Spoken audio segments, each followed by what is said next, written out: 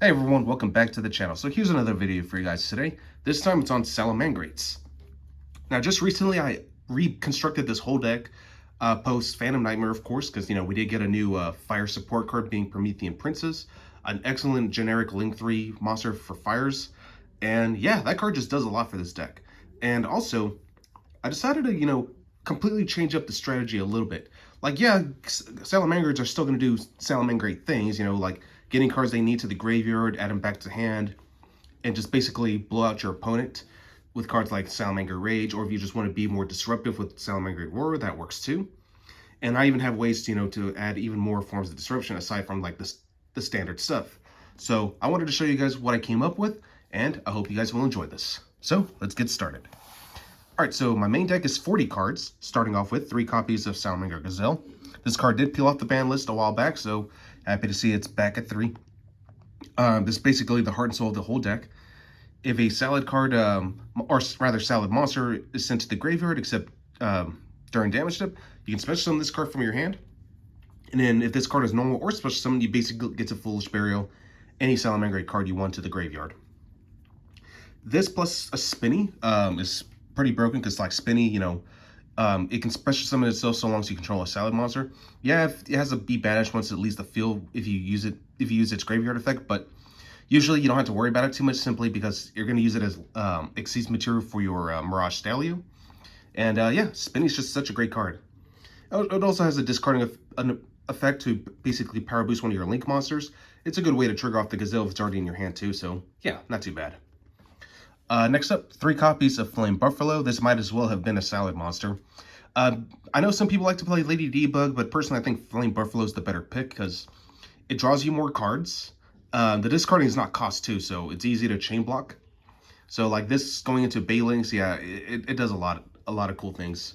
But yeah, 3 Flame Buffalo, I definitely like it. For the one-ofs, 1 Jack Jaguar, you don't really need to play like 2 of these anymore simply because, so much came off the ban list. So like Circle's back at 3, Stallion's at 1 anyway, so you can basically just bring it off of that. You're not even playing Pot of Desires anymore, so yeah, like there's just no reason to play multiple Jack Jaguar anymore. 1 Falco still, just to recycle my back row, or if I just want to go into some rank 4 plays, definitely good to have.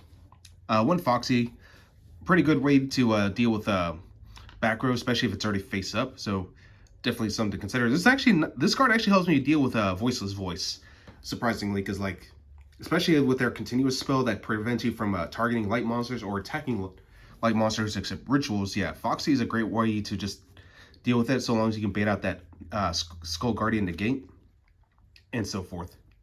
1 copy of Salamanger Weasel. I definitely like this card because A, it's a tuner. It draws you cards and it also helps you trigger the effect of Promethean Princess. And the tuner aspect is important because we do actually run 1 synchro monster in this strategy, which we'll get to momentarily. And finally, 1 copy of EMP Meow Mine. It's just a generic cyber support card. If a Link monster is on the field or in the graveyard, you can special summon this card for free. And if a Link 2 monster leaves the field and is sent to the graveyard, you can banish this card from either your hand or graveyard, and then pop 1 card your opponent controls. So yeah, EMP Meow Mine is pretty strong. So that's our main line of monsters. Moving on to our hand traps. Playing 3 copies of Ash Blossom, it's still generic. 3 Drone Lockbird, pretty broken this format. 2 Effect Veiler. If you don't like Effect Veiler, you can also go Ghost Spell. Ghost Spell is also pretty strong in this format. And of course, 3 copies of Imperm. And yeah, that's it for that. Alright, so now moving on to spells and traps. For my spell lineup, 3 copies of Circle, because you can activate this during your draw phase, a good way to play around Drone Lockbird. And also, if you need to protect your Salad Link monsters, is a good way to just like protect them with that. 2 Silent Mining, you could run this at 3 if you wanted, but I think 2 is more than enough. You don't want to discard too many of your cards at once, so yeah, it's not too bad. But if I do get to resolve, it helps me search out Flame Buffalo or EMP Meow Mine, whichever one I really need. 1 Will the Salamangreat. This card is extra broken now because we do have a Link 4 monster that just basically lets us summon 4 monsters. 1 Salamangreat Sanctuary. 3 Crossout. 2 Triple T Tactics Talents. And 1 Called By. And then for just one of each of the trap cards, one Roar, one Rage, and yeah, that's about it. Alright, so now for the extra deck. Still playing 3 copies of Balinks, you know, might as well. I've actually considered bumping this down to 2, but sometimes I do miss that third one, so that's why I'm just going to keep it at 3. Only 2 Sunlight Wolf now, just because, you know, I had to make room for some other cards. 2 copies of Raging Phoenix. This card's pretty crazy. If it's linked with itself, it can search out any salad card you want. So if this is basically how this is where my Will combo comes into play. So I search out Will the Salamangreat, activate it, send it off, and then I get to summon 4 Salamangreat monsters literally from my graveyard for free because, you know, I do have a Raging Phoenix. And yeah, this card just does a lot. One Hita, because, you know, we are in a very fire-heavy format, so against Fire Kings, this is pretty strong.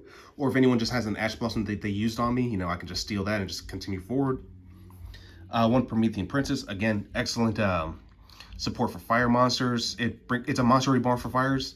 And also, it has its own revival effect so long as your opponent special summons, or so long as a monster is special summoned on your opponent's side of the field. So we can definitely utilize that, especially with Salamangreat Weasel. That actually helps us out too. For additional utility, this is strictly optional. One Splash Mage, you know, I've seen some builds that play Cyber's Wicked. Or if you want to, you could play, if you have it, SP Little Knight, which I'm actually considering switching this out with. But having like that additional extension, you know, can come up from time to time, so I figured why not. One IP Masquerena does come up from time to time as well, especially if I'm going into a card like Appaloosa. IP is just really good for that. And sometimes I just hard make the Appaloosa without it, so it can go either way. For my Xyz lineup, you know, one Mirage Stalio, one Abyss Dweller. And then for my final piece, which is the only synchro monster in my entire deck, one copy of Baron de Fleur. Usually you just use Weasel plus any other level 3 and a level 4, and there you go. You got a level 10 synchro just like that. So yeah, Baron de Fleur really comes up quite frequently in this deck, so you'd be surprised. So yeah, I definitely like it. Alright, so that rounds up our extra deck. And now for the side deck, I'm playing 3 copies of DD Crow just because I feel like DD Crow is still really good this format. Especially because, like, we are, like, Fire Kings, for example, they're very graveyard reliant. And sometimes you just want to get rid of their monsters permanently. And, you know, like any deck that just utilizes the graveyard, you know, just try to get rid of as many of their resources as you can. 2 Nib. 2 Dino Roaster Pankratops, great for going second. 2 Ghost Spell. I bring it in for the right matchups mostly. Again, Fire King is probably going to be the most optimal choice. Same thing with Voiceless Voice. 2 Cosmic, 1 Harpy's Feather Duster. I might just switch this out for a 3rd Cosmic. I think Cosmic's the best back removal right now. Because, like, Runics have a way to basically protect themselves, except from banishment.